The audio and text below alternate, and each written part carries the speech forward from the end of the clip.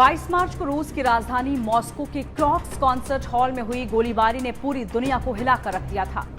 इस आतंकी वारदात में करीब 140 लोग मारे गए, जबकि 100 से ज्यादा लोग जख्मी हुए हैं।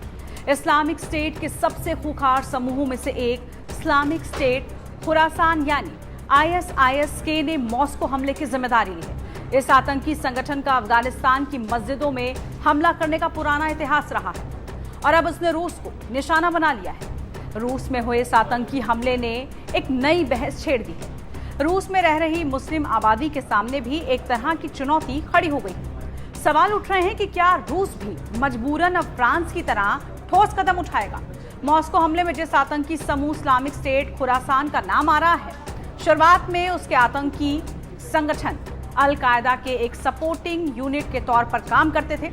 2014 ये संगठन पूर्वी अफगानिस्तान में सक्रिय हुआ करता था। यहां से वो अपनी बेरहमी और क्रूरता की पहचान बनाते चले गए। ISIS के करीब 20 मॉड्यूल हैं।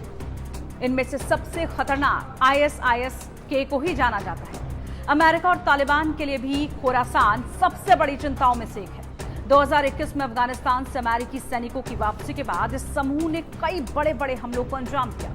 सवाल है कि क्या ISIS-K ने हमला कर रूसी मुस्लिमों को खतरे में डाला है। दरअसल रूस की सेना ने मध्य पूर्व देशों खासकर सीरिया में हस्तक्षेप किया था। जब 2014-15 में सीरिया में ISIS वहां की भीषण नरसंहार मचा रहा था, तब वहां पर शासन को दोबारा स्थापित करने के लिए पुतिन ने रूसी सेना को वहां भेजा था। इस बात से ISIS नाराज था। सीरिया के राष्ट्रपति बशर असद चाहते थे कि रूस इस आतंकवादी संगठन का मुकाबला करे और देश में फिर से शांति स्थापित करने में उनकी मदद करे। राष्ट्रपति असद के अनुरोध के बाद ही रूस ने अपनी सेना सीरिया में भेजी थी, जो ISIS को रास नहीं आई। कहा जाता है कि बस यहीं से रूस ISIS की निगाह में आ गया। साल 2022 में भी इस इस्लामिक चरमपंथी समूह ने काबुल की रशियन एम्बेसी पर हमला किया था। इस मिलिटेंट ग्रुप के पास रूस से नाराजगी की कई वजह हो सकती है, लेकिन यह भी सच है कि इस देश में बड़ी संख्या में मुस्लिम बसे हुए हैं। फिलहाल रूस में मुस्लिम आबादी 16 मिलियन यानी 1 करोड़ 60 लाख के करीब है। ये पूरे रूस की कुल आबादी का लगभग 12% है। इसमें सुन्नी ज्यादा हैं, जबकि शिया अल्पसंख्यक है। दावा किया जा रहा है कि अगले 15 साल या उससे भी पहले रूस की 30% आबादी मुस्लिम धर्म को मानने वाली होगी। इसमें काफी हद तक सच्चाई भी दिख रही है। कई रूसी राज्य नॉन रूसी भाषा बोलने वाले हैं। यहां तक कि एथनिक रशियन लोगों की संख्या भी कम हो चुकी है। इस पूरे विवाद को समझने के लिए रूस के अंदर चल रहे खेल को भी हमें समझना होगा। सबसे पहले बात करते हैं कॉक्स क्षेत्र के उत्तरी भाग में स्थित चेचनिया की। इसे चेचन रिपब्लिक भी कहते हैं। सुन्नी मुसलमान बहुल इस क्षेत्र में लगातार अस्थिरता रही है।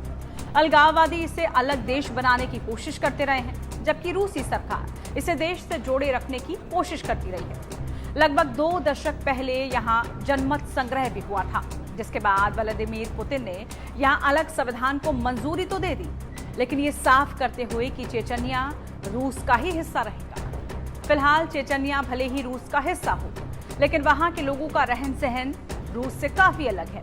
वहाँ के लीडर अक्सर महिलाओं के बुर्के में रहने की वकालत करते हैं, जबकि बाकी देश में माहौल ऐसा नहीं है। चेचनिया में शराबबंदी है। महिलाएं चाहे वो गैर मुस्लिम हो, बिना सिर ढके सरकारी दफ्तर नहीं जा सकती।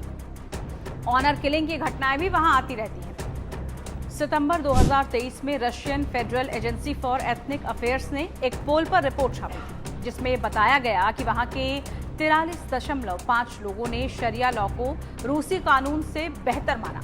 ऐसी वजह से अंदेशा लगाया जाता है कि अगर रूस कहीं भी चूक करे तो चेचनिया शायद टूटकर आजाद होने वाला पहला देश होगा।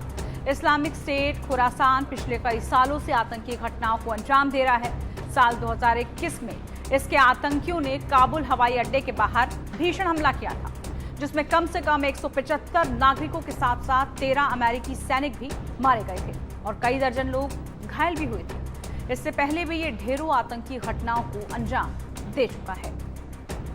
For more of such videos, do like, share and subscribe to ET Now Swadesh.